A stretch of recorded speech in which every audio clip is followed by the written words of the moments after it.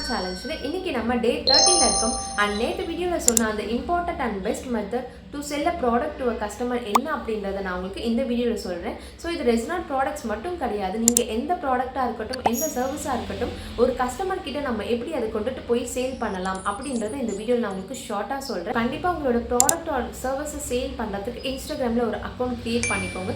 So அந்த account personal அக்கௌண்ட்டாக இருக்கக்கூடாது, professional அக்கௌண்ட்டாக இருக்கணும். இன்கேஸ் அது பர்சனல் அக்கௌண்ட்டாக இருந்துச்சுன்னா உங்களோட ப்ரொஃபைலில் போயிட்டு எடிட் ப்ரொஃபைல் போனீங்கன்னா உங்களுக்கு ஸ்விட்ச் டு ப்ரொஃபஷனல் அக்கௌண்ட்னு ஒரு ஆப்ஷன் இருக்கும். So click that and it will change to professional account. So நீங்கள் என்ன ப்ராடக்ட் ஆர் சர்வீசஸை சேல் பண்ண நினைக்கிறீங்களோ அதை ஜஸ்ட் லைக் ஷார்ட் இன்ஸ்டாகிராம் போஸ்ட்டாக ரெடி பண்ணி அதை ஃபர்ஸ்ட் போஸ்ட் பண்ணுங்கள்.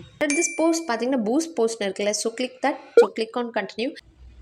நம்ம இன்ஸ்டாகிராமில் ஒரு போஸ்ட்டை பூஸ்ட் பண்ணுறதன் மூலமாக நம்ம பல கஸ்டமர்ஸ்க்கு அதை கொண்டுட்டு போக முடியும். ஜஸ்ட் செலக்டிங் மெசேஜ் யூகிராமுக்கு நான் கொண்டுட்டு வரணும் அப்படின்னா நீங்கள் இன்ஸ்டாகிராமை சூஸ் பண்ணலாம்.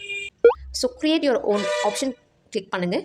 Create audience name, locations and age limit which you are targeting for the audience. Click add payment method.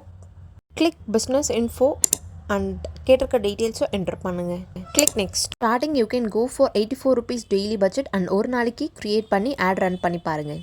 இன்றைக்கி எந்த கொஷின்ஸுமே கிடையாது, பட் நீங்கள் உங்களோட ஃப்ரெண்ட்ஸ் 5 மெம்பர்ஸை கீழே கமெண்ட்டில் டேக் பண்ணி விடுங்க.